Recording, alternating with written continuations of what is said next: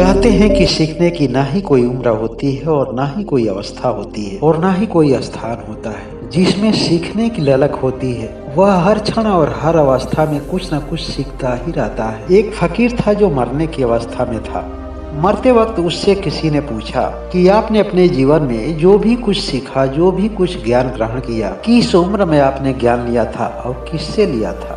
तब फकीर ने कहा कि बड़ा कठिन है इस प्रश्न का जवाब। किस किस का नाम मैं बताऊं? इतने सारे लोग हैं, अनगिनत लोगों से हमने कुछ न कुछ सीखा। उन सब का नाम मैं गिना सकूं यह संभव तो नहीं है, क्योंकि अब तो मेरे पास जीवन में समय ही नहीं बचा। जीवन में एक भी क्षण ऐसा नहीं बीता जिसमें हमने किसी से कुछ सीखा ना हो। उस फकीर ने अपने जीवन का एक छोटा सा किस्सा सुनाते हुए कहे कि एक बार मैं कहीं जा रहा था, तभी रास्ते में एक छोटा सा बच्चा दिखा। वह बच्चा अपने हाथ में जलता हुआ एक दीपक लिया था। मैंने उस छोटे से बच्चे से एक प्रश्न किया, बेटा क्या तुम यह बता सकते हो कि तुम्हारे हाथ में जो यह दीपक जल रहा है उसकी रोशनी कहाँ से आ रही है। मैंने सोचा कि यह प्रश्न सुनकर यह बच्चा आश्चर्यचकित होगा और उसका उत्तर मुझसे पूछेगा, लेकिन ऐसा बिल्कुल ही नहीं हुआ।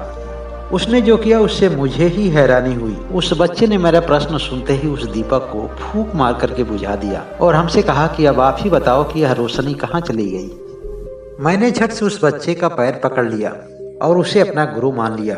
उसने समझ लिया कि बच्चे से बड़ा मानना यह मेरी भूल थी। मैं भी उतना ही बच्चा हूँ जितना यह बच्चा, मैं भी उतना ही अज्ञानी हूँ जितना यह बच्चा अज्ञानी है। मैंने उस वक्त समझा कि एक छोटे से बच्चे के प्रति अभाव रखना कि यह बच्चा हमसे छोटा है, यह बिल्कुल ही गलत है। जब उस बच्चे के प्रश्न का मेरे पास कोई उत्तर नहीं रहा, तब मैंने जाना कि जो मैंने पूछा था वह बड़ा ही अज्ञानपूर्ण था। जो मैंने अपने आप को अनुभवी और बड़ा मान रहा था, उस बच्चे से मिलने के बाद यह मेरा भ्रम टूट गया। और कोई भी भ्रम तभी टूटता है जब उसे सही शिक्षा मिलती है। फकीर ने दूसरी बात बताते हुए कहा कि मैं एक बार एक गांव में ठहरा हुआ था। कुछ लोग मेरे आसपास बैठे हुए थे, तभी एक औरत वहां भागी भागी आई। उस औरत के कपड़े पूरी तरह से अस्त व्यस्त थे। वह औरत मेरे पास आकर बोली कि क्या आप किसी आदमी को यहाँ से भागते हुए देखे, जाते हुए देखे? मैंने उस औरत से कहा कि बदतमीज औरत, तुम पहले अपना कपड़ा तो ठीक करो और तब मुझसे कुछ पूछो तो मैं बताऊं। तब उस औरत ने मुझसे बोली कि मुझे क्षमा करें, किसी ने मुझे खबर दी कि वर्षों बाद मेरा प्रेमी इसी रास्ते से जाने वाला है। मैं अपने प्रेमी से इतना प्रेम करती हूँ कि यह सुनते ही मैंने अपने सारी सुध बुध खो दी। मुझे अपने प्रेमी से मिलने और उसे देखने के अलावा मेरे अपने बदन के कपड़े तो याद ही नहीं रहे। जब मैं एक सामान्य आदमी से प्रेम करती हूँ और उससे मिलने और उसे देखने की चाहत में मैं उसके प्रेम में इतनी दीवानी हो गई हूँ कि मुझे अपने बदन के कपड़े का होश ही नहीं रहा। तो आप तो उस परमात्मा के प्रेमी हैं जो दुनिया का मालिक है। जब मैं एक सामान्य प्रेम की वजह से आपको नहीं देख पाई, तो आप परम पिता परमेश्वर के प्रेम में लीन होते हुए भी आप भला मुझे कैसे देख लिए, मेरे वस्त्रों को कैसे देख लिए? हमने तो सुना है कि जो परमात्मा से सच्चा प्रेम करते हैं वह सब जगह सब में उसी को देखते हैं। फकीर ने बताया कि मैं उस औरत की बात सुनते ही अपना हाथ जोड़ लिया और मन ही मन मैं उस औरत को अपना गुरु मान लिया। मैंने उस औरत से कहा कि तेरा प्रेम मुझसे अधिक गहरा है। मैं अज्ञानी यही समझता रहा कि मैं परमात्मा का बहुत बड़ा प्रेमी हूँ, लेकिन तूने आज ये सिद्ध कर दिया कि यह मेरा भ्रम था। अगर तुम्हारी तरह मुझे भी अपने परमात्मा से प्रेम होता तो मैं तुम्हारे शरीर के वस्त्रों को नहीं बल्कि तुम्हारे नग्न बदन में भी मैं अपने परमात्मा को ही देखता। परमात्मा से प्रेम करने वाले न किसी भाषा में उलझते हैं, न किसी कपड़े में उलझते हैं, न किसी धर्म और संस्था में उलझते हैं और न ही विधि विधान और नियमों में उलझते हैं। और जो उलझ जाए समझ लेना कि उसे अभी तक परमात्मा से प्रेम नहीं हो पाया है। फकीर अपना अगला किस्सा सुनाते हुए कहते हैं कि एक बार मैं भटकते भटकते आधी रात को एक गांव में पहुंचा। उस समय गांव के सभी लोग सो चुके थे। तभी मैंने देखा कि एक आदमी एक दीवार से चिपक कर बैठा हुआ है। पहले तो मेरे मन में ख्याल आया कि हो ना हो कोई चोर ही होगा, क्योंकि इतनी देर रात किसी दूसरे की दीवार से चिपक कर बैठा हुआ भला कोई शरीफ आदमी तो नहीं हो सकता है। अक्सर आधी रात में और इस अवस्था में दिखने वाले तो केवल चोर ही हो सकते हैं, इसलिए चोर के अलावा मेरे मन में कोई दूसरा ख्याल नहीं आया।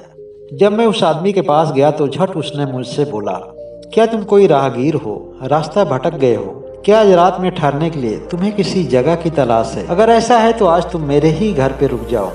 रात इतनी गहरी हो चुकी है कि तुम्हें रुकने के लिए आज कोई भी दूसरा स्थान नहीं मिल पाएगा। फकीर ने बताया कि वह आदमी मुझे अपने घर ले गया, मुझे सोने के लिए स्थान दिया और जब मैं सोने लगा तब उसने कहा कि मैं एक व्यवसायी आदमी हूँ और रात में ही मेरा व्यवसाय चलता है। तब मैंने उस आदमी से पूछा कि आखिर तुम्हारा व्यवसाय क्या है जो केवल रात में ही चलता है। उसने कहा कि साहब, मैं परमात्मा और फकीर से कभी झूठ नहीं बोल सकता हूँ। मैं एक छोटा मोटा गरीब चोर हूँ जो चोरी करके अपने जीवन का गुजारा करता हूँ। इतना बताकर चोर तो चला गया, लेकिन मैं उसकी बातों को सुनकर बड़ा ही हैरान हुआ, क्योंकि ऐसी सत्य बातें तो मैं भी नहीं कह सकता हूँ। इस तरह के छोटे छोटे झूठ बोलने के लिए तो मेरे मन में भी बहुत बार ख्याल आए। ऐसी बहुत सारी छोटी छोटी बुराइयां मेरे मन में रही, लेकिन मैं किसी अन्य से उसे बताना उचित नहीं समझा। इतना तो सरल मैं भी नहीं हो सका जितना वह चोर है। पूरी रात बीत जाने के बाद चोर जब अपने घर आया तो बिल्कुल धीरे धीरे वह अपने घर के अंदर प्रवेश किया ताकि उसकी आहट से मेरी नींद नहीं खुल जाए। जब वह चोर आदमी मेरे सामने आया तो मैंने उससे पूछा कि क्या हुआ, आज कुछ मिला कि नहीं। उस चोर आदमी ने कहा कि आज तो कुछ भी नहीं मिल पाया। कोई बात नहीं, कल मैं फिर से कोशिश करूंगा। वह चोर आदमी बहुत खुश था, बिल्कुल ही निराश नहीं था। आगे की बात बताते हुए फकीर कहते हैं कि मैं 30 दिनों तक उसके घर में मेहमान बनकर रहा।